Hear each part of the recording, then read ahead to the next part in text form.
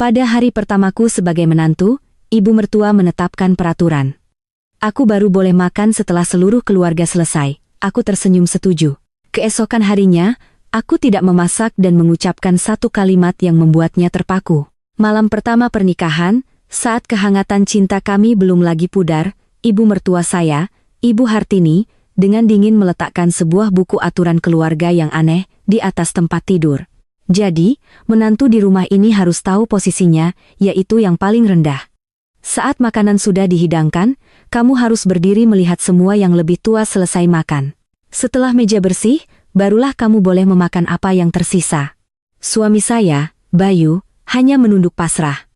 Ibu mertua menanti dengan wajah penuh kemenangan, mungkin mengharapkan isak tangis pertama dari seorang menantu baru. Tapi mereka salah. Saya tidak menangis. Saya tersenyum dan langsung setuju.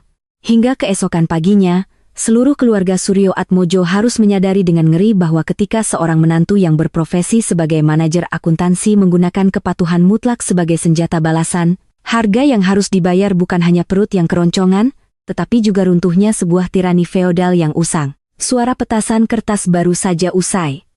Aroma dupa yang samar masih tercium di dalam rumah kuno di kawasan Menteng itu. Saya Kirana, seorang wanita yang terbiasa dengan angka-angka kaku dari profesi saya sebagai manajer akuntansi, baru saja resmi melangkahkan kaki ke keluarga Suryo Atmojo sebagai istri dari Bayu. Pernikahan kami berlangsung meriah. Para tamu memuji Bayu yang pandai memilih istri, cantik sekaligus cerdas dan cakap. Namun, jauh di dalam hati saya tahu bahwa kehidupan sebagai menantu di keluarga asli Jakarta yang begitu kental dengan adat dan hierarki seperti ini tidak akan pernah menjadi jalan yang bertabur bunga. Kamar pengantin kami ditata dengan apik, spray berwarna merah menyala, dan sepasang bantal bersulam naga dan phoenix. Bayu menggenggam tangan saya. Matanya tampak lelah setelah seharian menyambut tamu, tetapi masih penuh dengan kehangatan. Ia berbisik bahwa mulai sekarang inilah rumah kami berdua dan ia akan selalu melindungi serta mencintai saya. Namun, sebelum kehangatan tangannya sempat menjalar, ketukan pintu yang kering terdengar. Pintu terbuka. Ibu Hartini, ibu mertua saya, masuk.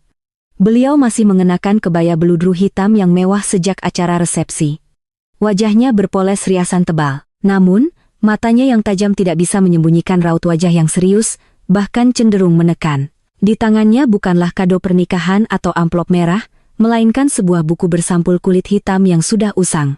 Ibu Hartini duduk dengan tenang di kursi kayu jati di samping meja rias, memberi isyarat agar kami ikut duduk. Suaranya berat dan mantap, setiap kata yang keluar seolah dipakukan ke tiang. Kalian berdua sudah resmi menjadi suami istri. Keluarga Suryo Atmojo dari dulu selalu menjunjung tinggi adat. Ada tata krama yang jelas. Kirana, kamu datang ke sini sebagai menantu. Meskipun sudah menjadi bagian dari keluarga, kamu harus paham aturan. Buku ini berisi semua hal yang harus dipegang teguh oleh setiap menantu di keluarga ini. Saya melirik Bayu, melihatnya sedikit menunduk dengan ekspresi pasrah. Saya tersenyum tipis, menjaga sikap sesopan mungkin saat menjawab, "Baik, Bu, Kirana masih baru, masih banyak yang belum tahu. Mohon bimbingan Ibu, agar Kirana bisa menjadi menantu yang baik." Ibu Hartini membalik halaman-halaman kertas yang sudah menguning, mulai membaca dengan nada datar, namun penuh wibawa. Mulai dari aturan bangun tidur, cara berjalan, cara membersihkan altar leluhur, hingga tata cara berpamitan setiap kali keluar masuk rumah. Saya mendengarkan dalam hati, berpikir bahwa semua ini adalah hal yang wajar dalam sebuah keluarga yang beradab. Namun, ketika beliau sampai pada bab terakhir, suasana di dalam kamar mendadak membeku. Ibu Hartini menatap lurus ke mata saya, menekankan setiap kata. Dan yang terpenting sekaligus aturan paling sakral dalam keluarga ini, saat makan sehari-hari maupun pesta. Kamu adalah menantu baru, posisimu paling rendah di rumah ini. Oleh karena itu, kamu sama sekali tidak boleh duduk satu meja saat orang yang lebih tua sedang makan. Kamu harus menunggu ibu dan suamimu selesai makan, membersihkan meja hingga bersih, baru setelah itu kamu boleh memakan apa yang tersisa. Ini adalah cara untuk melatih kesabaran dan rasa hormat orang yang lebih muda kepada yang lebih tua. Bayu terkejut. Ia tergagap, "Bu, zaman sekarang kan sudah beda. Kenapa masih ada aturan seperti itu? Kirana kerja seharian, lelah, pulang ke rumah harus menunggu seperti itu kan kasihan." Ibu Hartini melotot pada putranya. "Kamu diam. Ini aturan keluarga, bukan sesuatu yang bisa kamu tawar. Dulu waktu ibu jadi menantu di rumah nenekmu, ibu juga harus menahan lapar menunggu sampai tengah malam setelah semua orang selesai makan. Dengan begitu ibu baru bisa menjaga wibawa dan memahami posisi ibu. Kirana, bagaimana menurutmu? Saya menatap buku itu lalu menatap wajah ibu mertua yang penuh kemenangan.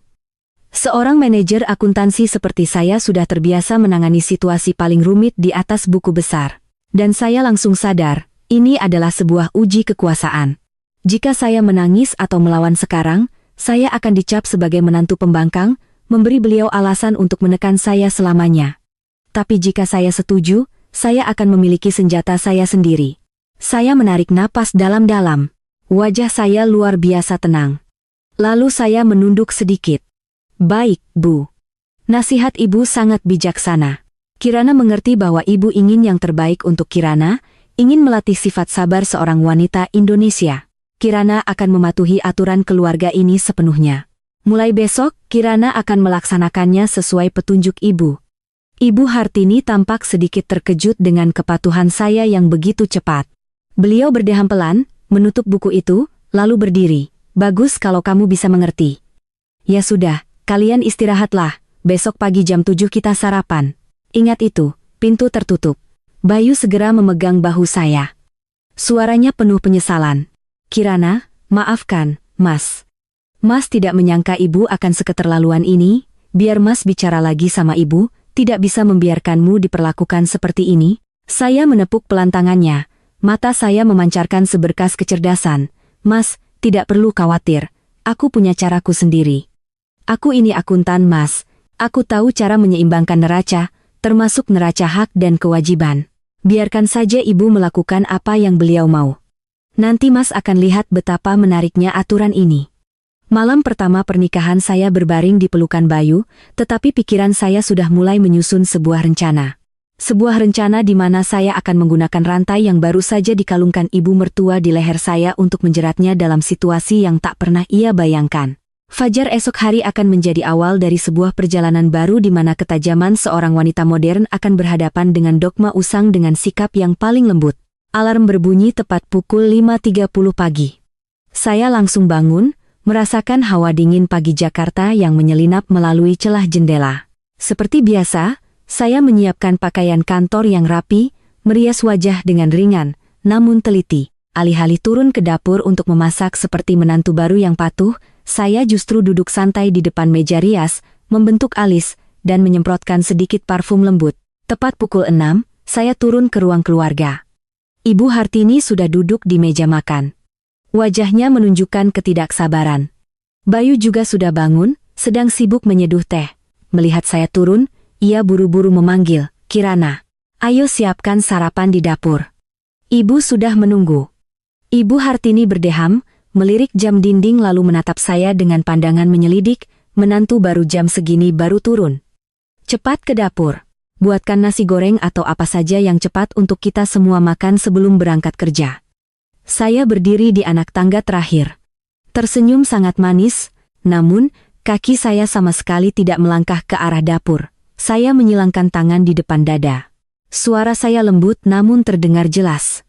Permisi, Bu. Kirana ingat betul nasihat ibu semalam. Ibu bilang posisi Kirana paling rendah. Tidak boleh menyentuh meja makan atau makanan sebelum orang yang lebih tua selesai makan. Kirana sudah pikirkan baik-baik. Jika Kirana masuk dapur untuk memasak, menyiapkan piring dan sendok, lalu tidak sengaja menyentuh makanan milik ibu dan Mas Bayu sebelum kalian makan, Kirana bisa berdosa karena tidak sopan. Kirana tidak berani melanggar niat ibu. Ibu Hartini tertegun, sumpit di tangannya sedikit bergetar. Beliau menyipitkan mata. Jadi kamu mau membiarkan ibu dan suamimu kelaparan? Saya langsung menjawab, suara saya tetap manis. Tentu saja tidak, Bu. Kirana hanya menjalankan kewajiban. Karena Kirana tidak boleh menyentuh makanan milik orang yang lebih tua, maka Kirana tidak bisa memasak untuk ibu dan Mas. Kirana izin untuk menunggu ibu dan Mas Bayu makan di luar, atau memasak sendiri. Nanti kalau meja sudah bersih, dan dapur sudah kosong, barulah Kirana berani masuk untuk menyiapkan makanan untuk Kirana sendiri. Bayu berdiri terpaku, cangkir teh di tangannya nyaris tumpah. Ia menatap saya lalu menatap ibunya, bingung harus berkata apa. Wajah Ibu Hartini memucat karena marah. Beliau menggebrak meja. Kamu mau pakai alasan itu untuk lari dari pekerjaan rumah? Hah? Saya bilang kamu makan belakangan, bukan tidak boleh memasak. Saya tetap tenang dan menjelaskan dengan sabar. Bu, di dalam buku aturan ibu bilang Kirana tidak boleh duduk satu meja saat yang lebih tua makan. Proses memasak itu kan harus mencicipi, Bu. Takut keasinan atau kurang bumbu. Kalau Kirana mencicipi, berarti Kirana sudah makan sebelum atau bersamaan dengan ibu. Kirana ini menantu baru, harus menjaga nama baik keluarga. Kirana tidak mau nanti kerabat lain bilang Kirana tidak tahu sopan santun, berani menyentuh jatah makan ibu sebelum ibu makan. Selesai berkata, saya melirik jam tangan lalu dengan santai mengambil tas. Wah, sudah hampir jam masuk kantor. Ibu dan Mas silakan sarapan. Nanti piring kotornya diletakkan saja, Bu. Sore pulang kerja akan Kirana bereskan, dan Kirana akan makan jatah Kirana. Setelah itu, Kirana pamit kerja dulu, Bu. Saya melangkah pergi di tengah keterkejutan Ibu Hartini. Saya bisa mendengar napasnya yang terengah-engah di belakang dan suara Bayu yang memanggil. Tapi saya tidak menoleh. Keluar dari gerbang, saya merasakan kelegaan yang aneh. Saya tidak bermaksud kurang ajar, tapi saya paham jika saya tidak menetapkan batasan sejak awal, saya akan terseret dalam lingkaran kepatuhan yang tidak masuk akal. Di kantor, saya memesan sarapan mewah berupa croissant dan kopi susu panas. Duduk di ruang kerja ber-AC yang sejuk, saya menikmati sarapan dengan tenang.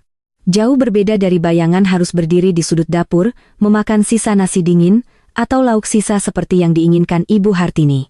Saya tahu ini baru permulaan. Seorang wanita seperti Ibu Hartini yang seumur hidupnya terbiasa dilayani dan hidup dalam ilusi kekuasaan tidak akan mudah menyerah, tapi beliau lupa satu hal. Aturan itu dibuat olehnya dan saya hanya pelaksana yang paling patuh. Dalam akuntansi, salah satu angka bisa merusak seluruh neraca. Dan dalam kehidupan keluarga ini, saya tidak akan membiarkan diri saya salah 1 milimeter pun dari aturan aneh itu. Hari kedua setelah pernikahan, rumah di menteng itu diselimuti keheningan yang mencekam. Biasanya di keluarga tradisional jam segini seharusnya sudah terdengar suara talenan beradu dengan pisau, gemericik air, dan aroma bawang tumis yang menggugah selera. Tapi hari ini dapur keluarga Suryo Atmojo senyap sunyi. Saya bangun tepat waktu, masih dengan santai merawat wajah. Saya menatap cermin. Wajah saya tampak cerah tanpa sedikit pun gurat kekhawatiran. Saat turun, saya melihat Ibu Hartini duduk di sofa memegang koran, tetapi matanya terus melirik ke arah dapur. Bayu duduk di sebelahnya dengan gelisah. Melihat saya, Ibu Hartini tak bisa menahan kejengkelannya, melontarkan sindiran. Nona Kirana, hari ini juga berniat membiarkan seisi rumah ini puasa lagi? Kemarin saya maklumi karena kamu. Saya berjalan mendekat dengan tenang, menunduk, memberi salam dengan sangat sopan. Permisi Bu, kan sudah Kirana sampaikan kemarin, Kirana tidak sedang bersandiwara, Kirana sedang menjalankan bakti sebagai menantu. Semalam Kirana baca lagi buku aturan keluarga yang ibu pinjamkan. Di halaman 12 tertulis jelas, menantu harus menjaga kesucian hidangan untuk para sesepuh. Kirana pikir tangan Kirana yang baru bangun tidur, belum mandi keramas, tidak pantas menyiapkan makanan suci untuk ibu. Jika Kirana menyentuh panci dan wajan nanti makanan ibu jadi tidak suci lagi. Posisi Kirana rendah. Kirana mohon izin menunggu ibu dan Mas selesai makan baru Kirana berani mengurus diri sendiri. Ibu Hartini membanting koran ke meja, langsung berdiri. Kamu jangan cari-cari alasan. Jadi kamu mau saya yang sudah tua ini turun ke dapur memasak untukmu, begitu? Saya menjawab lembut, senang sedang membacakan laporan keuangan. Tentu tidak, Bu. Kirana tidak berani menyuruh ibu. Ibu dan Mas silakan masak untuk berdua atau Mas Bayu bisa beli sarapan di luar. Sedangkan Kirana, seperti yang sudah Kirana bilang, akan makan nanti. Karena makan nanti Kirana tidak perlu merepotkan siapa-siapa, Kirana bisa urus diri sendiri. Bayu berdiri memegang tangan saya, memohon, Kirana, jangan begini lagi. Ibu kan sudah tua, kamu mengalah sedikit tidak bisa? Cuma masak sarapan apa susahnya? Saya menatap lurus ke mata Bayu. Suara saya tegas. Mas Bayu, Mas bilang aku harus mengalah? Padahal aku sedang menuruti perintah ibu. Ibu sendiri yang membuat aturan makan belakangan. Kalau aku memasak sekarang, aku harus mencicipi bumbu, itu artinya aku sudah makan sebelum ibu. Apa, Mas, mau aku jadi menantu yang tidak sopan? Berani mencicipi makanan sebelum ibu mertua menyentuh sumpit? Mas harus mengerti perasaanku. Aku sedang berusaha menjadi menantu yang sesuai dengan aturan keluarga ini. Ibu Hartini begitu marah hingga tak bisa berkata-kata. Wajahnya memerah padam. Beliau belum pernah bertemu lawan yang menggunakan senjatanya sendiri untuk menyerang balik dengan begitu halus namun mematikan.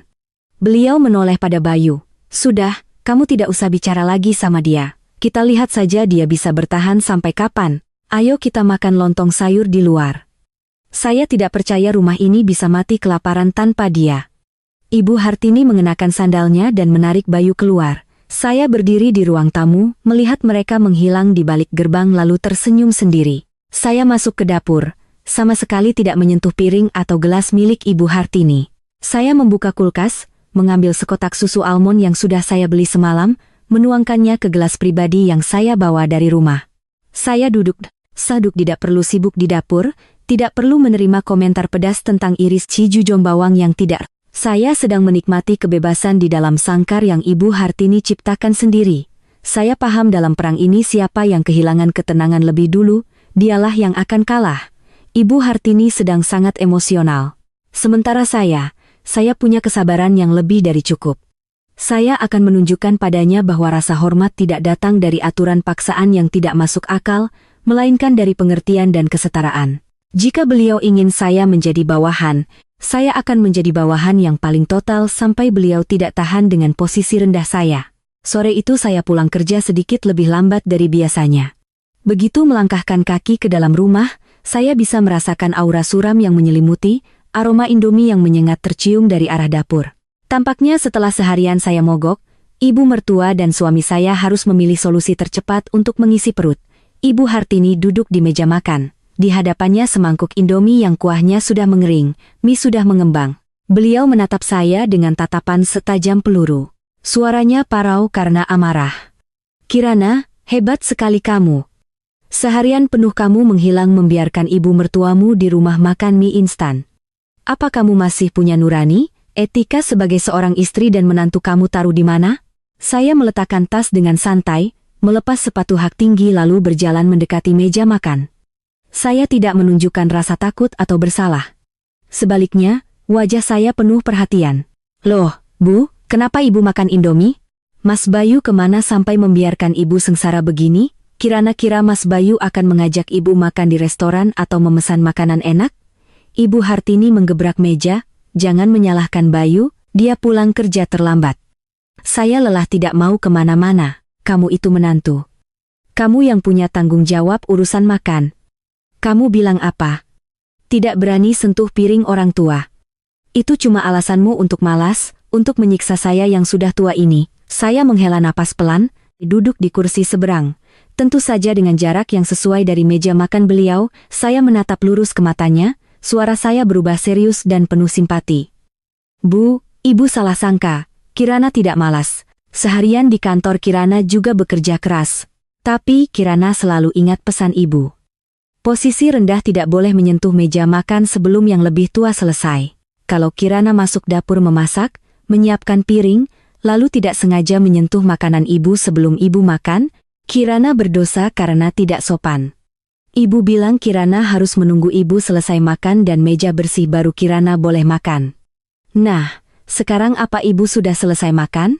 Kalau sudah dan mejanya sudah bersih, baru Kirana berani masuk dapur untuk memasak bagian Kirana.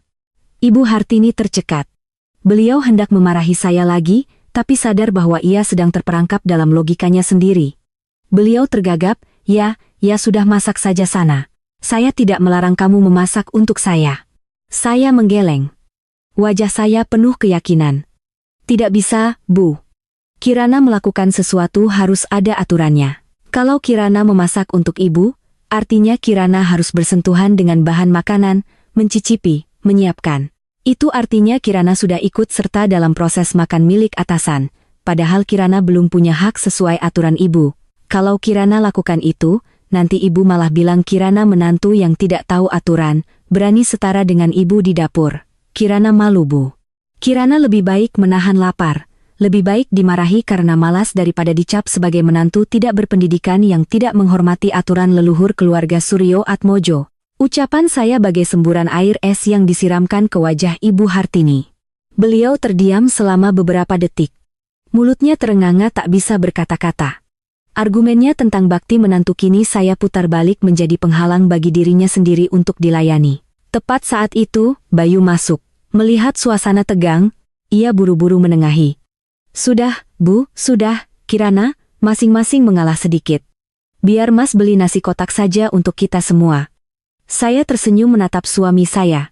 "Mas, beli untuk Mas dan Ibu saja. Aku sudah pesan makanan sendiri. Sebentar lagi diantar. Aku akan makan di sudut dapur setelah Mas dan Ibu selesai, sesuai aturan. Aku tidak berani mengganggu meja makan mewah para sesepuh." Selesai berkata, saya berdiri dan naik ke kamar, meninggalkan Ibu Hartini di sana dengan semangkuk Indomie dingin dan rasa kekalahan pahit yang mulai meresap. Saya tahu malam ini beliau tidak akan bisa tidur.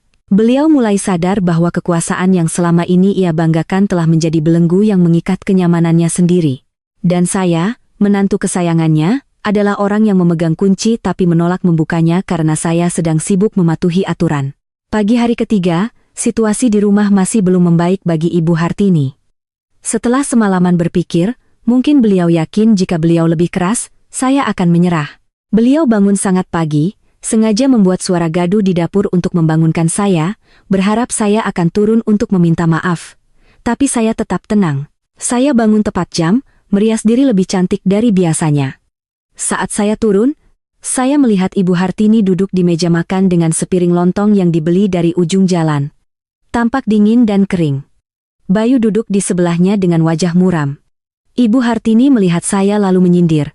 "Lihat, sekarang rumah ini sudah jadi seperti pasar. Mertua dan menantu punya jalan masing-masing. Makan tidak seperti makan. Apa kamu sudah puas?" Saya mendekat dengan ekspresi kaget.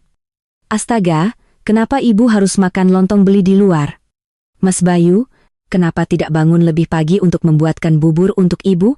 Ibu kan sudah tua, makan makanan luar nanti sakit perut." Bayu menghela napas. "Mas kan tidak bisa masak, Kirana. Kamu tidak mau masak, Ibu juga tidak mau ke dapur." Saya memotongnya. Suara saya penuh penyesalan namun sangat tajam. "Bu, maafkan Kirana. Kirana juga ingin sekali memasak untuk Ibu, tapi Kirana takut." "Kirana takut dengan buku aturan itu, Bu. Ibu bilang Kirana posisi paling rendah harus makan paling akhir. Kirana pikir kalau Kirana masak semangkuk soto, Ibu makan duluan, Kirana makan belakangan, kuahnya akan jadi berkurang, dagingnya juga tidak segar lagi. Itu artinya Kirana sedang memakan sisa makanan Ibu, atau membiarkan Ibu makan sepanci dengan Kirana. Kirana merasa itu sangat tidak sopan. Jadi, Kirana sudah putuskan demi menjaga kehormatan Ibu, Kirana tidak akan pernah memasak satu panci atau menggunakan piring yang sama dengan Ibu lagi." Ibu Hartini menggebrak meja. "Hentikan omong kosongmu itu, kamu mau rumah ini hancur karena alasanmu itu?" Saya menatapnya. Tatapan saya tiba-tiba menjadi sangat tulus. "Kirana tidak sedang menyindir, Bu, Kirana bicara dari hati, Ibu ingin Kirana tahu posisi Kirana.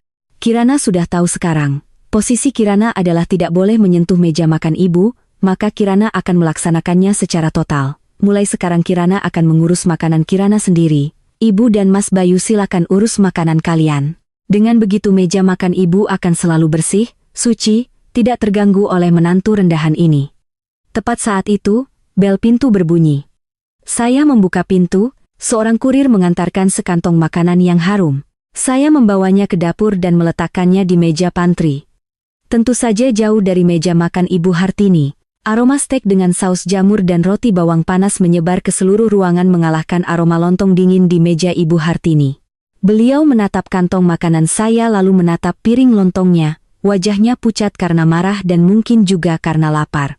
Beliau sadar saat ia mencoba menggunakan aturan untuk memaksa saya makan sisa, saya justru menggunakannya untuk makan lebih mewah darinya. Saya dengan santai membuka kotak makanan, mengambil pisau dan garpu, dan mulai makan dengan nikmat di konter dapur.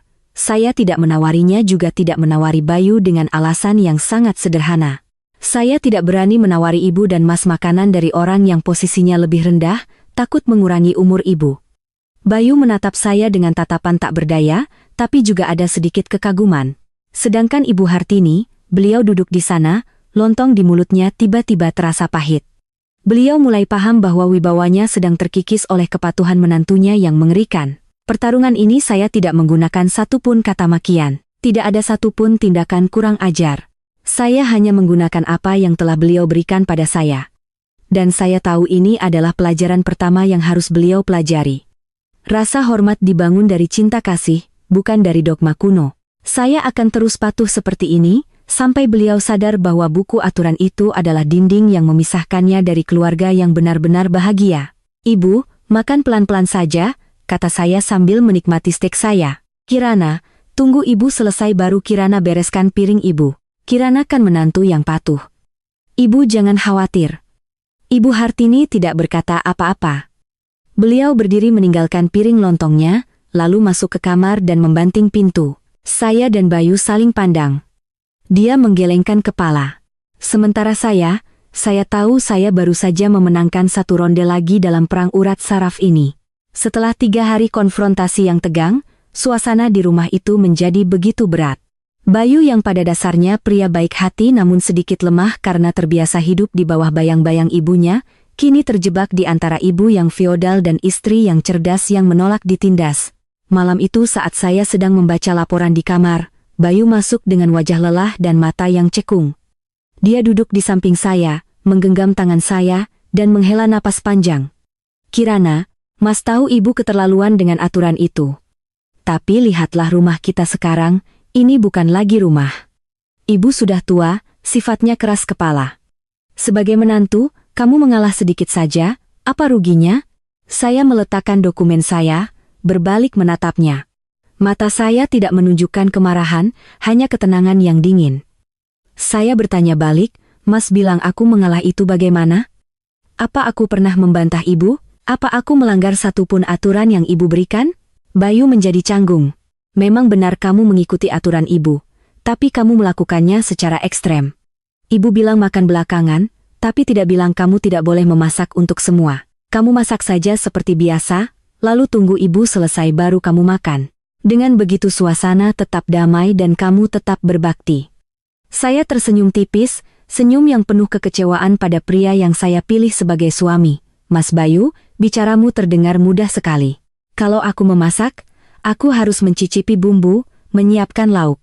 Nanti ibu akan bilang aku menantu yang tidak tahu diri, berani menyentuh makanan sebelum sesepuh. Apa Mas tidak mengerti? Ibu tidak ingin aku memasak. Ibu ingin aku tunduk dan menerima status rendahan di rumah ini. Aku melakukan persis seperti yang ibu mau agar ibu lihat betapa tidak masuk akalnya aturan itu.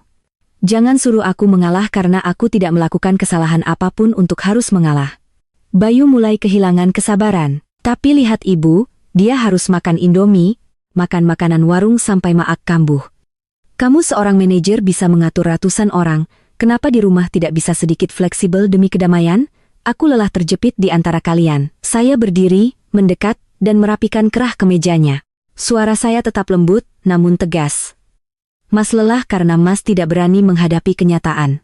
Kenyataannya adalah ibumu sedang menggunakan adat usang untuk menyiksa menantunya, dan Mas ingin istrimu menerima siksaan itu agar Mas bisa hidup tenang. Mas Bayu, aku menikahimu karena aku mencintaimu. Tapi aku datang ke sini bukan untuk menjadi budak dari pemikiran abad lalu, aku melakukan persis seperti aturan ibumu. Kenapa Mas menyalahkanku? Kalau Mas kasihan pada ibu, kenapa Mas tidak turun tangan memasak untuknya? Atau Mas juga berpikir bahwa urusan dapur hanya untuk perempuan dan perempuan yang posisinya lebih rendah harus menerima perlakuan tidak adil? Bayu bungkam. Dia menatap saya seolah melihat orang asing. Mungkin dia tidak pernah menyangka gadis yang tampak lembut seperti saya punya argumen yang begitu tajam dan kokoh. Dia tidak bisa membantah karena setiap kata saya didasarkan pada aturan yang ditulis sendiri oleh Ibu Hartini. Dia menyerah, berbalik, dan keluar dari kamar.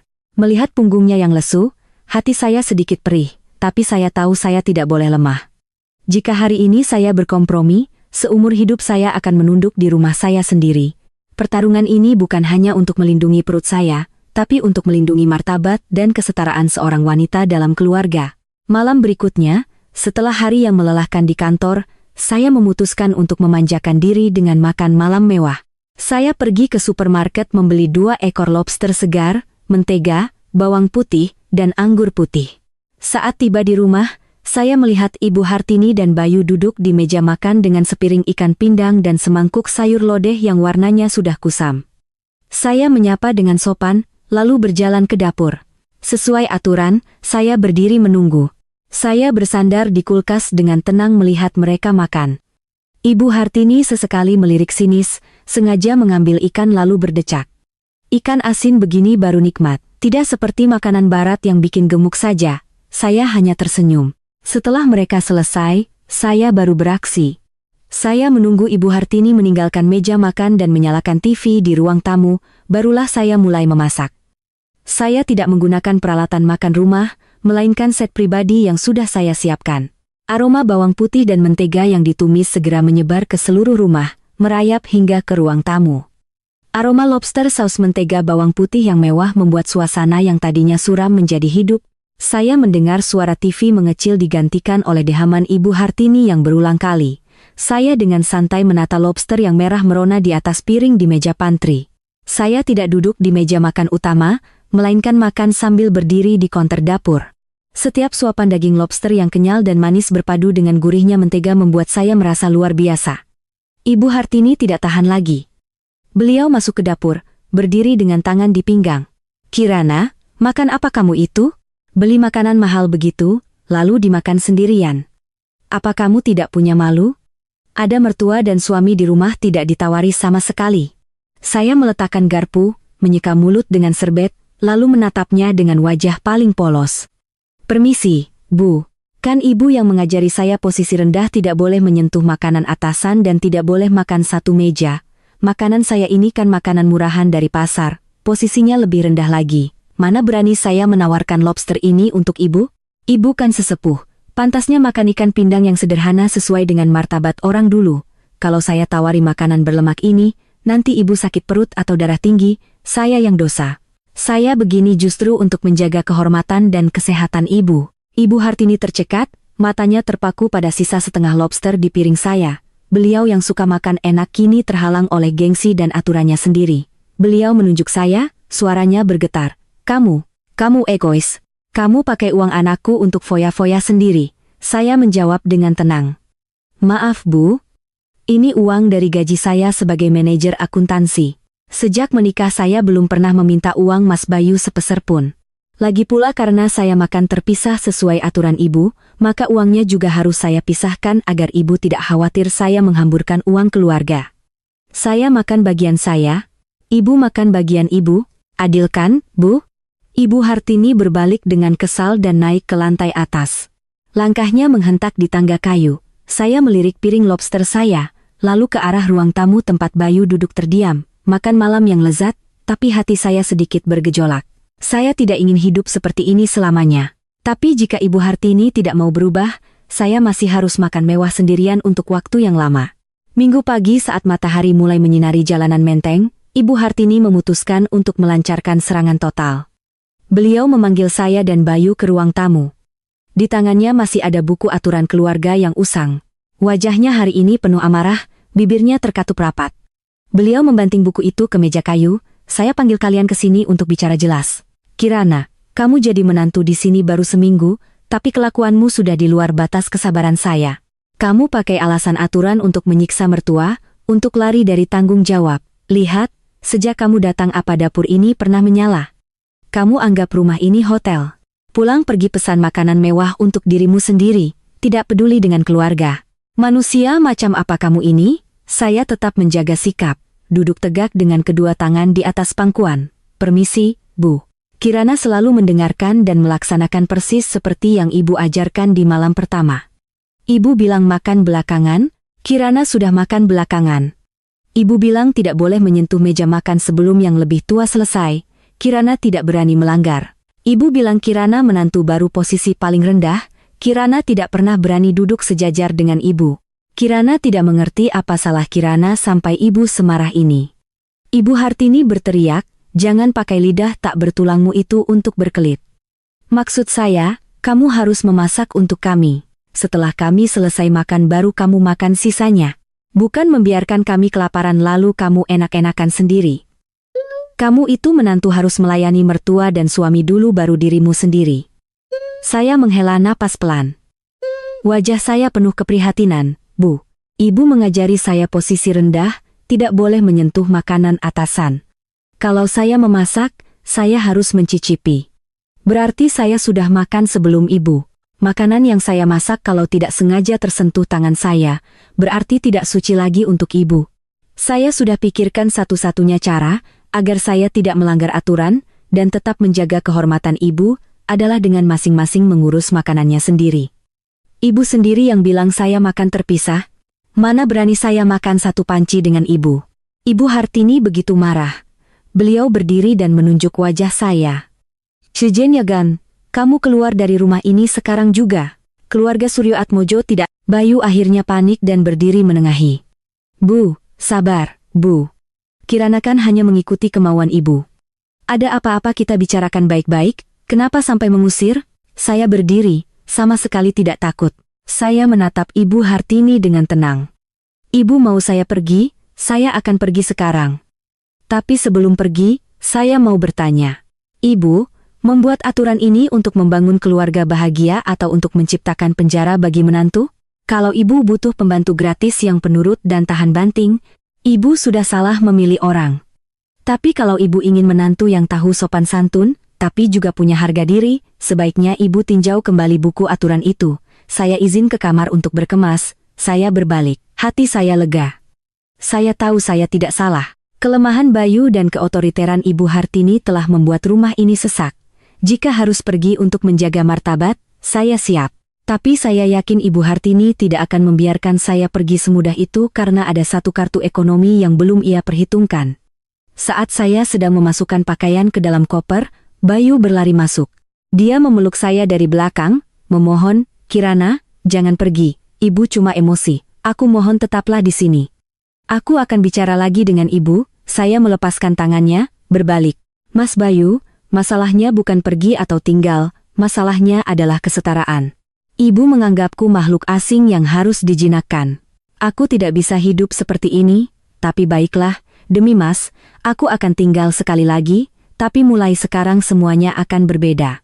Saya turun ke bawah melihat Ibu Hartini duduk termenung. Saya tidak membawa koper, melainkan selembar kertas kecil.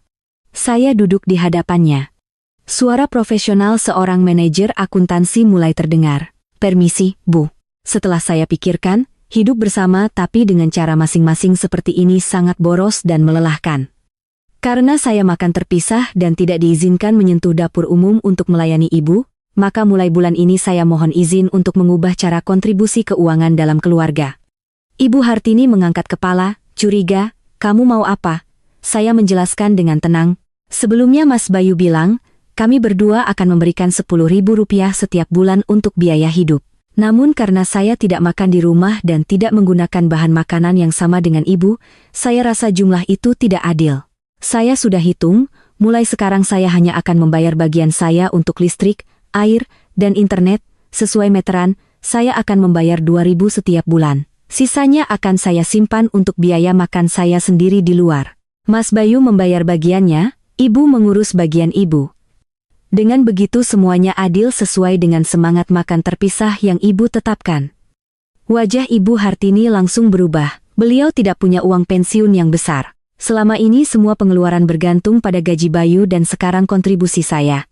Kehilangan sebagian besar pemasukan bulanan membuatnya pusing. Beliau tergagap, kamu perhitungan sekali. Listrik dan air hanya segitu? Lalu jasa saya mengurus rumah ini bagaimana?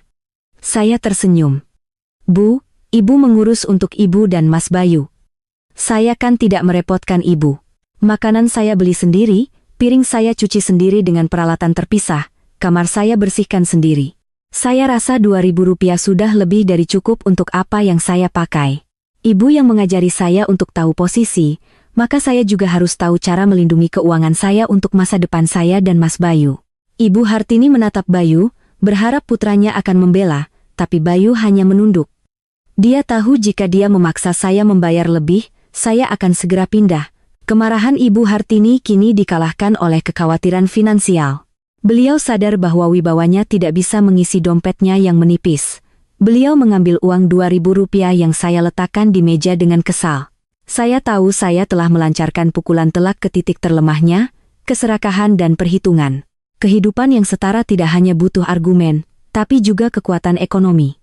Dan saya seorang manajer akuntansi, tidak akan pernah membiarkan diri saya rugi dalam angka.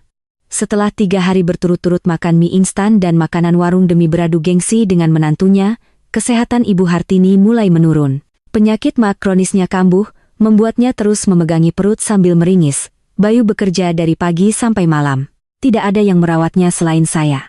Rabu sore, saya pulang lebih awal. Begitu masuk, saya melihat Ibu Hartini sedang berada di dapur. Beliau mencoba membersihkan kangkung, tapi tangannya gemetar, wajahnya pucat. Melihat saya, beliau tidak lagi angkuh, hanya melirik sekilas. Saya masuk ke dapur, menuang segelas air, lalu bersandar di pintu mengamatinya. Saya memulai percakapan dengan nada perhatian yang halus. "Loh, Bu, kenapa Ibu harus ke dapur? Ibu kan sedang sakit maag. Kenapa tidak istirahat saja?" Ibu Hartini suaranya lemah. "Kalau tidak masak mau makan apa? Masmu pulang malam, masa dia harus puasa? Kalau kamu ya sudahlah, saya tidak berani merepotkan lagi." Saya mendekat. "Bu, cara membersihkan kangkungnya salah. Kangkung setua ini harus dibuang batangnya, nanti keras dan bikin perut tambah sakit. Sini biar Kirana ajari." Lalu saya berdiri di sampingnya, menunjuk ke arah sayuran, tapi sama sekali tidak menyentuhnya. Saya tetap memegang janji. Posisi rendah, tidak menyentuh makanan atasan. Ibu memang hebat sekali. Di usia segini masih memasak untuk anak laki-lakinya. Mas Bayu beruntung sekali punya ibu. Kirana kalau masuk dapur pasti kikuk, takut merusak hidangan ibu. Nanti kira dana dosa besar. "Kirana, bagaimana kalau kamu bantu ibu masak makan malam ini?" Ibu lelah sekali, tidak kuat berdiri. Saya tersenyum lembut, namun sangat tegas. "Bu, Kirana ingin sekali membantu." "Sungguh, tapi Kirana takut, ingat aturan keluarga kan. Kalau Kirana menyentuh panci ibu sekarang, besok, kalau ibu sudah sehat, nanti ibu bilang Kirana tidak sopan." Memanfaatkan saat ibu lemah untuk merebut dapur. Kirana lebih baik membiarkan ibu sedikit lelah hari ini daripada nanti ibu sakit hati, karena Kirana tidak berpendidikan. "Semangat ya, Bu, sebentar lagi selesai." Selesai berkata, saya dengan santai naik ke kamar untuk mandi, meninggalkan Ibu Hartini sendirian di dapur yang dingin. Saya tahu saya kejam, tapi kekejaman ini perlu agar beliau mengerti nilai sebuah bantuan. Beliau selama ini menganggap menantu di dapur sebagai kewajiban, sebagai anugerah darinya. Sekarang beliau harus sadar bahwa saat beliau merenggut kesetaraan, beliau juga merenggut haknya untuk dibantu. Malam itu Bayu pulang dan mendapati ibunya terbaring lemas di sofa dan dapur berantakan. Dia berlari ke kamar mencari saya. "Kirana, kamu lihat ibu sakit tapi tidak membantunya?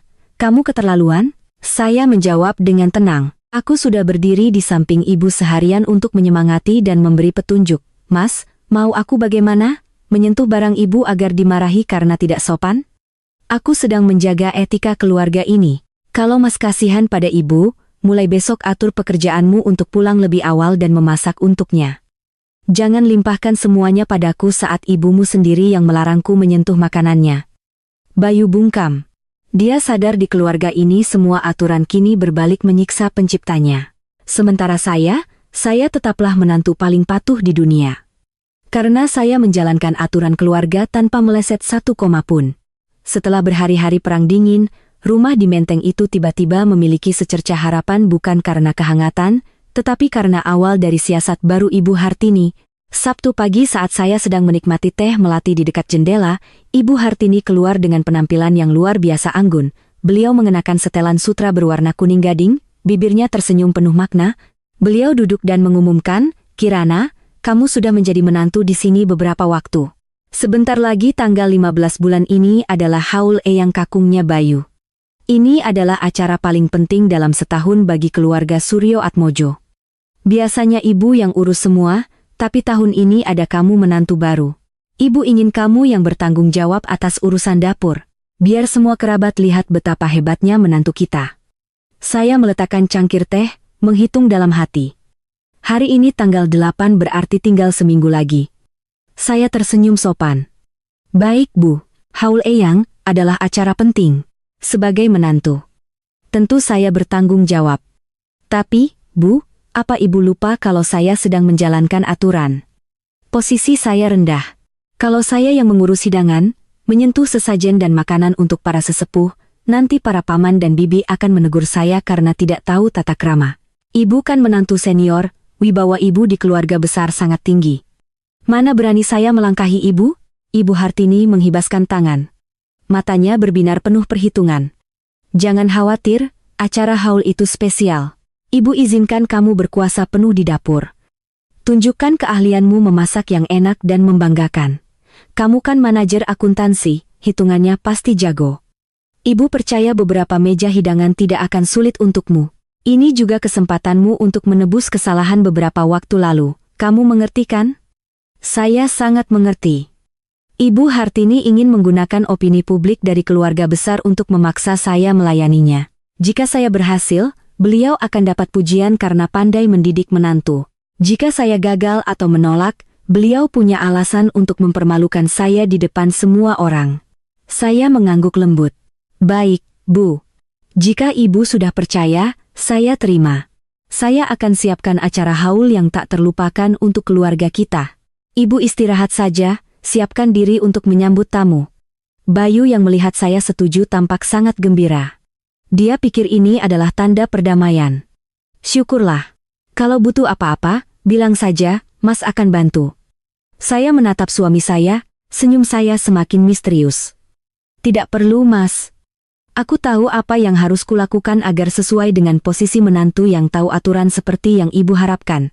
Selama seminggu berikutnya, saya tetap bekerja seperti biasa. Ibu Hartini mulai gelisah melihat saya tidak belanja atau memesan apapun. Setiap malam beliau bertanya, Kirana, persiapan haul sudah sampai mana? Saya selalu menjawab dengan tenang. Ibu, tenang saja semua sudah ada rencananya, saya kan akuntan, semuanya harus sesuai prosedur. Kenyataannya saya tidak memesan catering, tidak membeli sebutir beras ketan pun. Satu-satunya yang saya bawa pulang pada sore hari tanggal 14 adalah sekeranjang besar bunga krisan kuning dan sepasang lilin naga phoenix. Saya meletakkannya dengan hikmat di altar leluhur. Ibu Hartini memeriksa dapur, kulkas kosong, tidak ada tanda-tanda persiapan. Beliau panik. Kirana, besok itu acara haul. Kenapa tidak ada apa-apa di dapur? Apa kamu mau belanja besok pagi? Saya dengan santai merapikan kuku menjawab dengan manis, Bu, sudah saya bilang saya akan siapkan acara yang spesial. Ibu lupa ajaran ibu, menantu posisi rendah, tidak boleh menyentuh makanan atasan. Kalau saya masak dari malam ini, aromanya menyebar, saya harus mencicipi. Itu namanya tidak sopan. Saya sudah siapkan kejutan untuk ibu besok pagi, ibu tidur saja yang nyenyak biar besok cantik saat menyambut tamu. Ibu Hartini ragu, tapi melihat kepercayaan diri saya, beliau menenangkan diri. Mungkin berpikir saya sudah memesan catering. Beliau kembali ke kamar sambil menggerutu.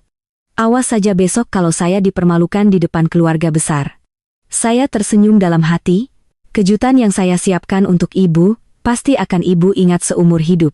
Dalam permainan ini, siapa yang memegang aturan, dialah yang menang. Dan saya akan menunjukkan pada beliau betapa hebatnya aturan beliau jika diterapkan pada acara haul. Pagi hari tanggal 15, rumah kuno di Menteng sudah mulai ramai. Para paman, bibi, dan sepupu berdatangan. Ibu Hartini mengenakan kebaya sutra berwarna ungu, menyambut tamu dengan wajah berseri-seri. Beliau terus memuji, iya, tahun ini kami punya menantu baru, rajin sekali. Dia bilang, biar dia yang urus semua supaya saya bisa santai. Sebentar lagi hidangan siap, para kerabat yang terkenal kritis mengangguk-angguk. Wah, beruntung sekali Bu Hartini. Menantu senior bisa mendidik menantu baru. Keluarga ini memang penuh berkah. Pukul 8 pagi, ruang tamu sudah penuh. Namun, anehnya dapur tetap senyap. Tidak ada suara masak, tidak ada aroma masakan. Bayu berjalan mondar-mandir dengan cemas. Saya dengan pakaian kantor yang rapi sibuk menyajikan teh untuk para tamu dengan sangat sopan. Pukul 9 pagi, paman tertua bertanya pada Ibu Hartini. Hartini, sudah mau jamnya ritual kok belum ada sesajen di altar? Menantumu mana? Suruh siapkan. Ibu Hartini mulai berkeringat. Beliau lari ke dapur dan melihat saya masih santai mencuci cangkir teh. Beliau berbisik marah, Kirana, hidangannya mana? Kenapa dapur masih dingin begini? Kamu mempermainkan saya? Saya menatapnya dengan wajah polos. Loh, Bu, saya kan sedang menunggu Ibu. Saya sudah siapkan teh untuk tamu, untuk sesajen dan hidangan para sesepuh, kan sudah saya sampaikan sebelumnya. Saya ini posisi paling rendah, tidak boleh menyentuh makanan atasan sebelum mereka makan. Hari ini semua sesepuh keluarga datang. Saya harus lebih menjaga sopan santun, tidak berani melanggar sedikit pun. Ibu Hartini melotot. Maksudmu kamu tidak memasak apa-apa? Saya tersenyum cerah. Ibu jangan khawatir. Saya sudah siapkan sebuah persembahan bakti yang paling luar biasa dari seorang ibu mertua untuk para leluhur. Coba ibu lihat ke ruang tamu. Saya akan mengumumkannya sekarang. Tanpa menunggu reaksi Ibu Hartini, saya berjalan ke tengah ruang tamu. Saya berdeham, menarik perhatian semua orang, lalu berkata dengan suara jelas dan sopan, "Permisi Bapak, Ibu, Paman, Bibi sekalian. Hari ini adalah hari Haul Eyang Kakung. Sebenarnya ini adalah tugas kami sebagai generasi muda. Namun ibu saya, Ibu Hartini, adalah sosok yang sangat menjunjung tinggi adat dan aturan keluarga. Beliau mengajarkan bahwa menantu baru yang posisinya rendah tidak boleh menyentuh hidangan atau sesajen demi menjaga kesucian dan kehormatan keluarga." Semua orang mulai berbisik. Paman tertua mengerutkan kening menatap Ibu Hartini. Saya melanjutkan, "Karena menghormati ajaran ibu, dan untuk menunjukkan bakti tertinggi kepada leluhur, hari ini ibu saya telah memutuskan untuk turun tangan sendiri memasak semua hidangan." Beliau berkata, hanya tangan seorang menantu senior yang berpengalaman seperti beliaulah yang cukup suci untuk mempersembahkan hidangan kepada leluhur. Sedangkan saya karena posisi saya rendah hanya diizinkan untuk menyajikan teh dan melayani setelah semua selesai makan. Ibu saya sudah siap di dapur. Mari kita tunggu sejenak untuk menikmati hasil karya tangan penjaga api keluarga Suryo Atmojo. Ibu Hartini berdiri di ambang pintu dapur. Wajahnya pucat pasi. Beliau terjebak. Jika beliau menyangkal, beliau menampar wajahnya sendiri. Jika beliau menyuruh saya memasak, saya akan menolak di depan semua orang dengan alasan yang sama. Paman tertua angkat bicara. "Hartini, kamu mendidik menantumu dengan sangat baik. Tapi sudahlah, niat baikmu sudah kami hargai. Sekarang cepatlah ke dapur agar ritualnya tidak terlambat." Para bibi yang tidak terlalu suka dengan sifat pamer Ibu Hartini langsung ikut menimpali. "Iya, Mbak Hartini kan paling jago masak. Ayo, Mbak, kami bantu potong sayur, tapi untuk bumbu dan penyajian biar Mbak sendiri, yang kerjakan biar tetap suci seperti ajaran Mbak Kekirana." Ibu Hartini menahan amarah dan malu. Beliau menatap saya dengan tatapan membunuh. Tapi di depan semua orang, beliau hanya bisa pasrah masuk ke dapur. Dapur yang tadinya sepi kini menjadi medan perang. Ibu Hartini, seorang wanita berusia hampir 10 tahun harus memasak untuk 4 meja hidangan. Beliau panik menyuruh Bayu membeli ayam, udang, dan sayuran. Bayu berlari pontang-panting. Saya tetap santai di ruang tamu. Sesekali masuk ke dapur dan memberi komentar dari ambang pintu. "Bu, jangan terlalu banyak garam ya, Paman kan darah tinggi. Bu, ayamnya dipotong yang rapi nanti tidak cantik di meja." Ibu Hartini memasak sambil menahan tangis. Tangannya yang keriput gemetar memegang pisau. Asap dan minyak menodai kebaya sutranya. Beliau ingin meminta bantuan saya, tapi setiap kali akan membuka mulut, beliau melihat tatapan para bibi yang siap mengingatkannya tentang aturan makan belakangan. Hidangan akhirnya siap, tapi terlambat 2 jam. Nasi liwetnya lembek, potongan ayamnya berantakan, dan sayurnya dingin. Para kerabat menggelengkan kepala.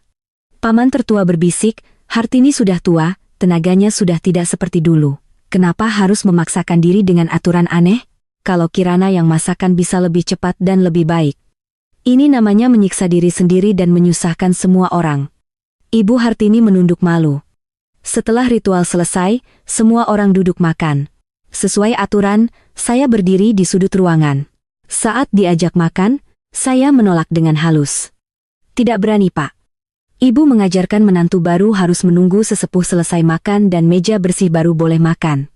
Saya izin berdiri di sini melayani Bapak dan Ibu sekalian." Bisik-bisik mulai terdengar di seluruh meja. Orang-orang mulai membicarakan Ibu Hartini yang kejam yang menerapkan aturan feodal untuk menyiksa menantunya dan akhirnya kena batunya sendiri. Wibawa Ibu Hartini sebagai menantu senior yang patut dicontoh hancur berkeping-keping hanya dalam satu acara haul. Ibu Hartini duduk di meja utama, nasi tak bisa tertelan, beliau melihat saya yang tersenyum sopan pada para tamu, senyum kemenangan mutlak. Beliau sadar mulai hari ini buku aturan itu telah menjadi vonis mati bagi kekuasaan otoriternya di rumah ini. Setelah acara selesai dan tamu pulang, Ibu Hartini terduduk lemas di sofa. Saya mendekatinya, meletakkan segelas jus jeruk dan berkata pelan, "Ibu, istirahat saja. biar Kirana yang bereskan piring kotor. Kirana akan makan apa yang tersisa seperti yang ibu inginkan. Ibu Hartini tidak menjawab, hanya memejamkan mata. Air mata pahit mengalir di pipinya yang keriput. Pertarungan terbesar telah berakhir dan kini saatnya untuk membangun sebuah tatanan baru. Setelah acara haul yang mengerikan itu, nama Ibu Hartini menjadi topik perbincangan hangat di seluruh penjuru Menteng. Para ibu yang selama ini menghormatinya kini menyebarkan cerita tentang aturan makan belakangan di keluarga Suryo Atmojo. Kemanapun beliau pergi, beliau merasakan tatapan sinis dan cemoohan. Ibu Hartini adalah orang yang sangat menjunjung tinggi harga diri. Seumur hidupnya, ia membangun citra sebagai wanita ningrat Jakarta yang elegan dan berwibawa. Namun, citra itu runtuh total. Orang tidak lagi memujinya, melainkan menertawakannya karena sifat kolotnya yang akhirnya dikalahkan oleh menantunya sendiri. Suatu sore saat Ibu Hartini keluar untuk membeli obat maak, beliau bertemu Bu Laras, tetangga sebelah. Bu Laras yang sangat memanjakan menantunya menyindir dengan keras. "Halo, Bu Hartini, kok belanja sendiri? Kirana kemana? Atau jangan-jangan dia lagi sibuk nungguin ibu selesai makan baru boleh keluar kamar sesuai aturan rumah?" Wajah Ibu Hartini memerah. Beliau mencoba menjawab dengan tenang, "Dia kerja. Urusan sepele begini saya bisa sendiri." Bu Laras tertawa. "Saya sih tidak khawatir, cuma kasihan saja sama ibu. Satu kompleks ini bilang ibu hebat sekali memilih menantu. Dia patuh sekali. Ibu suruh makan belakangan. Dia benar-benar berdiri menunggu. Ibu suruh dia tahu posisi. Dia biarkan ibu sendirian memasak untuk 4 meja hidangan. Benar-benar berkah punya menantu patuh sampai mertuanya menangis di dapur." Ibu Hartini tidak bisa menjawab, beliau berjalan cepat seolah melarikan diri. Tapi di apotek beliau kembali mendengar bisik-bisik. Zaman sekarang masih ada yang menyuruh menantu makan sisa, keluarga Suryo Atmojo itu dikira terhormat ternyata feodal. Tapi menantunya juga cerdas. Dia pakai senjata makan tuan, memberi Ibu Hartini pelajaran seumur hidup. Bisik-bisik itu seperti jarum yang menusuk harga dirinya. Beliau sadar wibawa yang ia banggakan kini menjadi bahan tertawaan. Pulang ke rumah, beliau duduk termenung. Beliau mencoba menjaga tradisi, tapi kenapa hasilnya begitu menyakitkan? Sementara itu saya tetap tenang. Saya tahu opini publik ada di pihak saya. Tujuan saya bukan untuk mempermalukan ibu mertua, tetapi untuk menghancurkan belenggu tidak masuk akal yang mencekik kehidupan saya dan Bayu. Saya tahu saat citra palsunya hancur, barulah Ibu Hartini akan menghadapi kenyataan dan menerima perubahan. Rabu malam, suasana di rumah sangat berat. Setelah makan malam yang sunyi, di mana Ibu Hartini lagi-lagi harus membereskan piringnya sendiri, beliau memanggil kami, "Bayu, Kirana, ibu mau bicara." Kami duduk di hadapannya. Ibu Hartini tampak jauh lebih tua. "Kirana, kamu menang," katanya pahit. "Kamu membuat ibu terlihat kejam, menjadi bahan tertawaan seluruh kompleks ini. Ibu tidak menyangka menantu baru sepertimu punya otak setajam dan senekat ini." Saya menjawab dengan tenang. "Bu, saya tidak ingin menang atau kalah. Saya hanya menjalankan aturan ibu dengan serius. Jika hasilnya adalah cemoohan, itu bukan salah saya, tapi salah aturannya. Aturan itu tidak lagi sesuai dengan zaman dan tidak mengandung kasih sayang." Bayu ikut bicara, suaranya tercekat. "Bu, aku mohon jangan begini lagi. Aku lelah pulang kerja, aku ingin suasana hangat bukan ketakutan. Ibu menyiksa istriku, tapi akhirnya ibu dan aku yang menderita. Aku sayang ibu dan Kirana, tapi kalau begini terus aku tidak kuat." Ibu Hartini menghela napas, kelelahan dan rasa malu membuatnya mulai goyah. Saya melihat kesempatan itu, saya mengeluarkan selembar kertas yang sudah saya siapkan. "Ini apa?" tanya Ibu Hartini. Saya menjawab, "Ini adalah kesepakatan hidup bersama yang beradab, Bu. Saya menyusunnya berdasarkan hak dan kewajiban semua anggota keluarga. Jika kita ingin terus hidup di bawah satu atap tanpa kebencian, kita butuh aturan main yang baru. Aturan yang didasarkan pada kesetaraan dan rasa hormat, bukan kepatuhan tanpa syarat." Ibu Hartini mengambil kertas itu, tangannya sedikit gemetar. Beliau mulai membaca pasal-pasal yang sudah saya pertimbangkan matang-matang. Saya mulai menjelaskan. Pertama, saya meminta penghapusan total aturan makan belakangan. Di keluarga ini semua setara. Makan malam adalah waktu berkumpul. Siapa pulang cepat dia memasak, siapa pulang lambat dia membantu. Setelahnya kita duduk satu meja makan makanan yang sama. Kedua, soal keuangan. Saya dan Mas Bayu akan berkontribusi secara adil dan transparan. Uang itu untuk belanja, tagihan, dan menyewa asisten rumah tangga paruh waktu. Ibu tidak perlu bekerja keras, tapi ibu juga tidak boleh menggunakan uang itu untuk mengontrol hidup kami. Ketiga, pekerjaan rumah dibagi rata. Hari kerja saya pulang malam, saya akan beres-beres setelah makan. Mas Bayu yang akan belanja atau membeli sarapan. Akhir pekan saya yang akan memasak masakan kesukaan ibu. Ibu akan menjadi penasihat bukan pemberi perintah. Terakhir soal privasi. Ibu tidak boleh masuk kamar kami tanpa izin.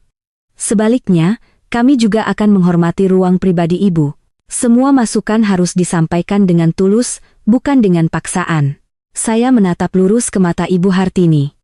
Bu, jika ibu menandatangani kesepakatan ini, saya berjanji akan menjadi menantu yang paling berbakti. Saya akan merawat ibu saat sakit, akan membanggakan keluarga Suryo Atmojo dengan kebahagiaan kami. Tapi jika ibu tidak menandatanganinya, maaf, saya dan Mas Bayu akan pindah besok. Saya sudah mencari apartemen. Mas Bayu harus memilih. Tinggal di sini dengan ibu dalam kesepian atau pergi bersama istrinya untuk membangun kehidupan baru. Bayu menggenggam erat tangan saya, menatap ibunya dengan tatapan memohon, Bu, aku mohon, biarkan kami hidup normal. Melihat ketegasan saya dan keputusasaan putranya, pertahanan Ibu Hartini runtuh. Beliau sadar jika terus mempertahankan aturan kuno itu, beliau akan kehilangan satu-satunya putranya. Beliau menatap rumah yang telah ia jaga seumur hidupnya. Tapi ibu lupa, api tanpa udara akan padam atau membakar habis rumah itu sendiri. Ibu selalu berpikir itu yang terbaik, bisiknya lirih. Ibu tidak sadar itu menyiksa kalian. Dihina tetangga ibu masih tahan. Tapi kalau Bayu pergi untuk apa ibu hidup? Ibu Hartini mengambil pulpen. Beliau menatap saya sekali lagi, seolah memastikan saya mengangguk dengan tulus. Beliau menandatangani kesepakatan itu. Tanda tangannya sedikit bergetar tapi jelas. Bayu bernapas lega, memeluk ibunya sambil menangis. Terima kasih, Bu. Ibu akan lihat keluarga kita akan jauh lebih bahagia. Saya mendekat dan menggenggam tangan Ibu Hartini. Untuk pertama kalinya saya menyentuhnya tanpa rasa waspada. Ibu istirahat ya. Besok pagi saya bangun pagi, saya buatkan bubur ayam kesukaan ibu. Kita sarapan bersama sebelum saya berangkat kerja. Ibu Hartini tidak berkata apa-apa, hanya membalas genggaman tangan saya. Kepatuhannya bukanlah kekalahan, melainkan penyerahan diri pada akal sehat dan cinta keluarga. Buku aturan usang itu kini hanya menjadi kenangan pahit digantikan oleh aturan cinta dan pengertian. Malam itu di rumah keluarga Suryo Atmojo, sebuah babak baru telah dimulai. Minggu pagi itu, matahari bersinar cerah. Dapur keluarga Suryo Atmojo untuk pertama kalinya setelah sekian lama kembali ramai dengan canda tawa dan aroma masakan segar. Saya bangun pagi-pagi sekali ke pasar. Ibu Hartini turun ke dapur dengan pakaian rumah yang sederhana. Beliau tidak lagi duduk menunggu dengan wajah masam. Beliau mendekati saya. Sini biar ibu yang siangi sayurnya. Kamu kalau masak bubur harus terus diaduk nanti gosong. Saya tersenyum memberikan seikat sayuran padanya. Iya, Bu, tolong ya. Nanti saya tambahkan jahe sedikit biar perut ibu hangat. Bayu pulang dari membeli koran, tertegun melihat pemandangan itu, lalu tersenyum lebar. Wah, hari ini ada 2 koki hebat di rumah. Saya harus makan 3 mangkuk ini. Pukul 8 pagi, sarapan tersaji di meja makan utama. Untuk pertama kalinya, 3 kursi terisi penuh. Saya mempersilakan Ibu Hartini duduk di kepala meja, tidak ada yang harus berdiri, tidak ada yang harus menunggu, tidak ada yang harus makan sisa. Ibu Hartini mencicipi bubur. Beliau mengangguk pelan. Enak. Kamu lumayan juga masaknya cuma kurang merica sedikit. Saya tertawa. Baik, Bu. Besok saya perbaiki. Ibu makan yang banyak biar sehat. Sarapan berlangsung hangat. Kami membicarakan pekerjaan Bayu, rencana merenovasi taman kecil di belakang rumah, dan bahkan rencana mengundang paman tertua untuk makan malam bersama. Ibu Hartini sesekali mengambilkan lauk untuk saya dan Bayu, wajahnya tampak lebih rileks. Selesai makan, saya hendak membereskan piring. Tapi Ibu Hartini mencegah, sudah, biar ibu saja, kamu sama Bayu jalan-jalan sana, sudah lama kan kalian tidak punya waktu berdua? Pekerjaan ringan begini, ibu bisa. Saya dan Bayu saling pandang. Dia mengedipkan mata. Kami berjalan bergandengan tangan, merasakan udara musim semi di setiap sudut jalan. Saya tahu ke depan masih akan ada gesekan, tapi sekarang kami punya fondasi yang kokoh, kesetaraan dan cinta. Pertarungan saya tidak berakhir dengan hukuman, tapi dengan rekonsiliasi. Saya menggunakan akal untuk melindungi diri, tapi pada akhirnya saya menggunakan hati untuk mempertahankan keluarga. Rumah di Menteng itu kini bukan lagi sangkar dari adat usang, melainkan sebuah rumah yang hangat tempat setiap orang menemukan posisinya yang terhormat di bawah cahaya peradaban dan kasih sayang. Saya merasa puas dengan awal yang baru ini. Mungkin inilah neraca paling sukses yang pernah saya seimbangkan dalam hidup saya. Neraca antara harga diri dan kebahagiaan keluarga. Para pendengar yang budiman, menutup kisah tentang menantu cerdas dari keluarga Suryo Atmojo. Mungkin kita semua menyadari bahwa kehormatan dalam keluarga tidak datang dari dogma yang kaku, melainkan tumbuh dari saling pengertian. Pelajaran terbesarnya adalah kesetaraan. Ketika kita menggunakan kekuasaan untuk memaksa, tanpa sadar kita membangun dinding dengan orang yang kita cintai. Kecerdasan wanita modern bukan terletak pada konfrontasi yang keras, tetapi pada cara menggunakan logika dan ketegasan untuk melindungi martabat secara beradab. Semoga setiap rumah tangga memahami bahwa meja makan hanya akan terasa nikmat ketika semua anggota keluarga bisa duduk bersama dan berbagi dengan tulus. Ingatlah, keluarga adalah tempat untuk mencintai dan memaafkan, bukan tempat untuk menentukan siapa yang lebih tinggi atau lebih rendah. Terima kasih telah meluangkan waktu mendengarkan hingga akhir. Jika Anda merasa cerita ini bermanfaat, silakan bagikan kepada teman-teman dan tinggalkan komentar Anda di bawah.